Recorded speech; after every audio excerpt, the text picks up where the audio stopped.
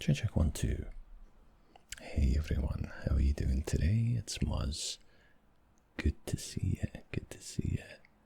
So, I'm going to apologise for the noise, a little bit of noise from the traffic because I have to leave the window open because it is really humid. I'm really hoping you didn't just see some sweat on my shirt there, but let's just calm down and not worry about that. So, today's video is supposed to be about thoughts I've had, thoughts I've written down when I,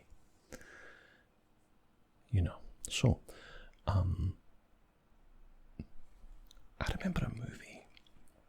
It's the first one. It's called 187 movie, Bike Spinning Wheel. There's a Samuel L. Jackson movie from the 90s called 187. And there was this bit in it when he was trying to teach a bunch of kids about centrifugal or centrifugal motion. I can't remember the right term.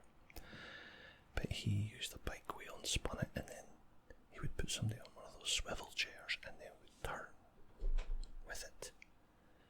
And I thought that's really interesting.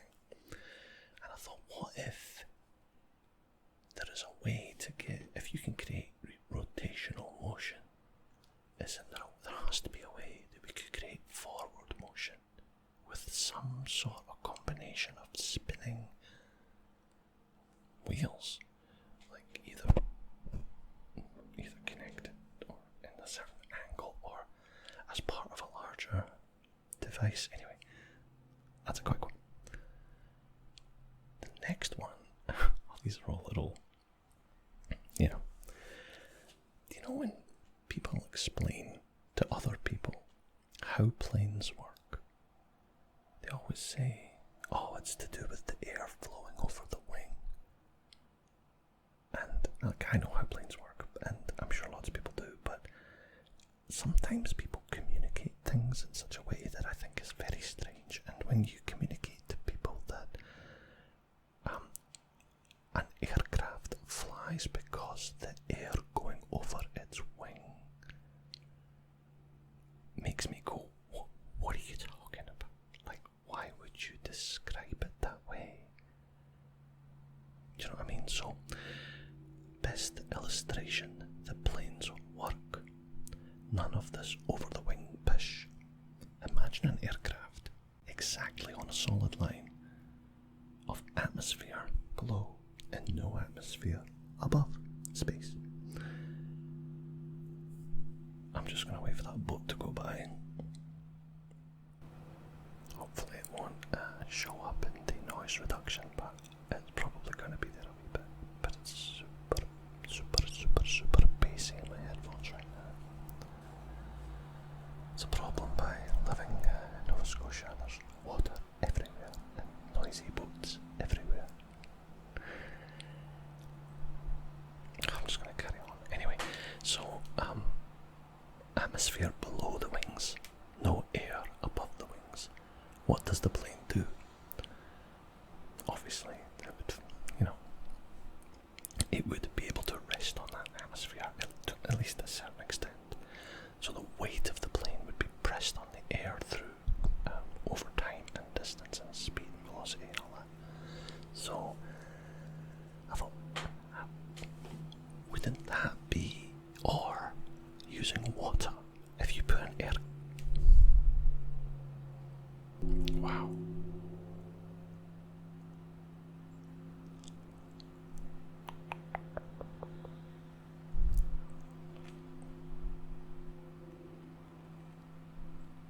I wish they would just sink.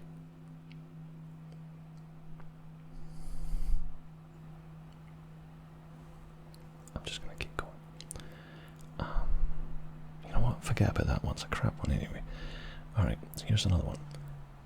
A Scottish guy is telling jokes in an outer space pub filled with aliens. You're going to like this one. So imagine or you, or whoever, you're sitting around, you're Scottish, right? You're telling jokes, you're having a few beers and that, and they're all different aliens of every shape and size. They've never seen Earth before, but for some reason they can understand you just fine, and your Scottish accent. So he's telling jokes to all these aliens. And he's just, and this is what he says. He goes, so you'll be watching TV, right? Yeah, entertainment screen. And you'll be relaxing with your feet up, right? One beer in your hand. Beer, yeah. Alcohol, yeah. And anyway, out of nowhere comes the fucking cat. Gets all up in your face and goes, meow.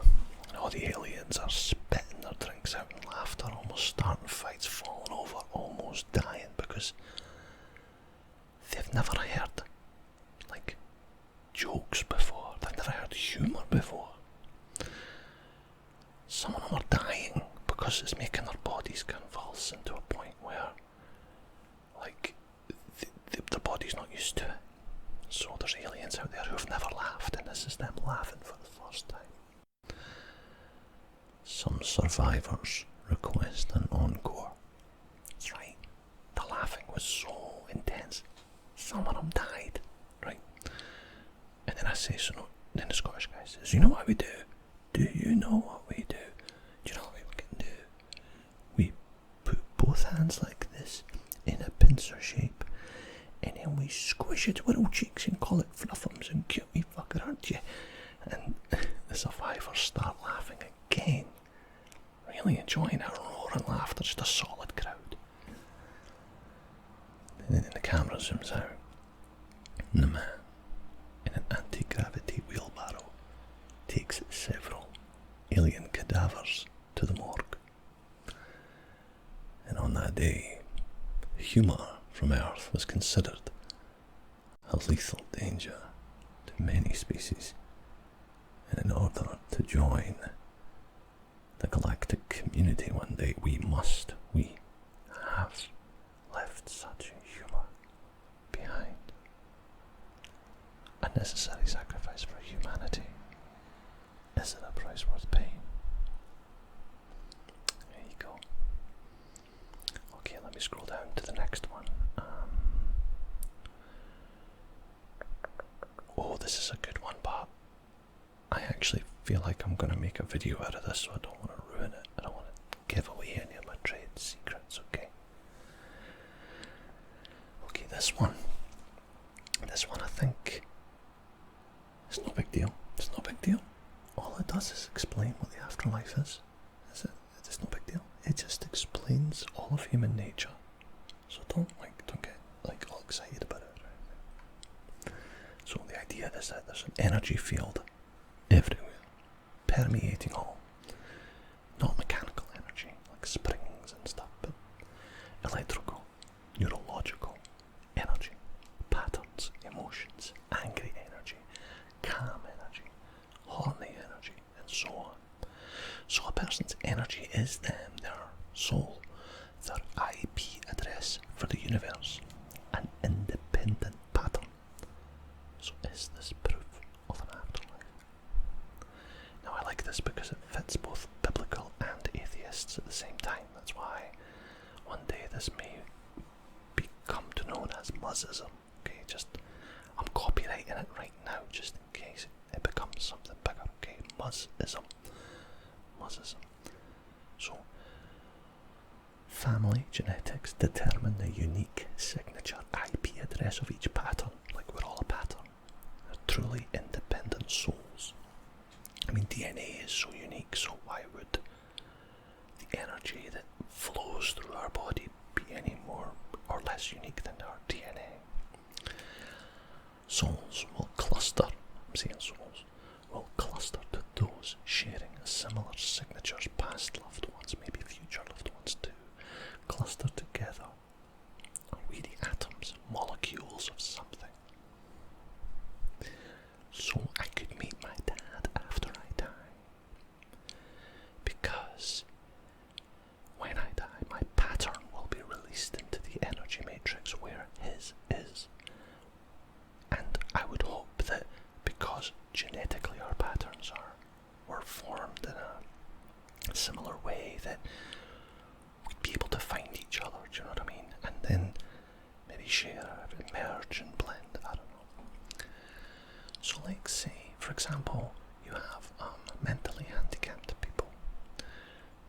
do they have a less developed pattern? You know, like a less developed pattern once released from their body, does that give an incredible freeing energy, finally able to express itself from faulty biology? I think that's interesting, because it would make those who are handicapped or whatever in our society now and are less developed intellectually, and our society doesn't really value that, maybe afterwards it gets flipped and they are unique. They become like diamonds. Do you know what I mean? Like regular folk are regular folk in the afterlife too, but the diamonds are the really unique patterns that were maybe developed in a different way, or not in the way that was typical. And I'd like to think that that would be a really nice reward for people who have had struggles in their life and on this planet. And oh my god, I just realised I'm making the afterlife sound attractive. I don't want to stray into dangerous territory here, but you know what I mean. Like it'd be nice to know that somebody who was born with a terrible illness or didn't have a very long life here would be a unique diamond, even though they already are, but they actually would be seen as that in whatever comes after, because their pattern is so different from everyone else's. Do patterns remain forever stagnant or static? If they blend or mix, does that diminish individual patterns? Yes, I would assume it does. So would my dad be a part of everyone by now, like a little sprinkle and all? Does the passage of time diminish grief? Yes. So maybe it also diminishes patterns, weakening the link or bond between family patterns over time. But the core pattern, like the core of yourself, is still the same, so you would still be able to meet them and go to them afterwards. More recently past, the stronger the link is across the energy network. This ever-growing energy network is what causes the universe to expand. And it is made up of alien species too. This is why twins can often feel the other's soul, their energy, of course, the strongest bonded link between two people. As patterns cluster by family, do they also cluster in their masses and by age and by level of energy intensity and death? Old people cluster, low energy, barely spinning an atom of two. Okay, this is where I'm starting to wonder if there is a connection between the kind of like the physical realm and this energy realm. You know, like there is a link. I just don't know how it works.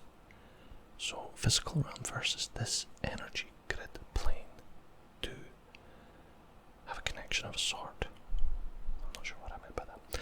In living Earth, old people become more active, full of energy, and living longer.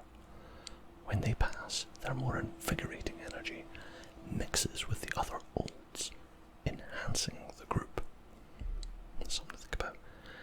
Energy attraction in the living Earth. So, my ex and my wife both love Star Trek, and I thought to myself, honestly, what are the chances of that? Unless our energy fit close and we just felt it. Maybe there was just something there.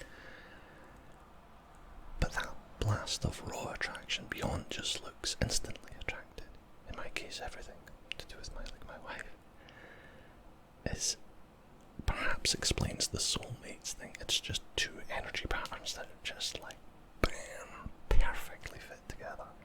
So what if Earth and our lives are simply step one, a garden for energy patterns? We all begin at conception, live, grow our patterns, our unique soul/pattern. And then when we die, the pattern is released into the cosmos, where we begin step 2 of our existence. Kind of like that. I kind of like that. I don't know, it just feels like a nice idea to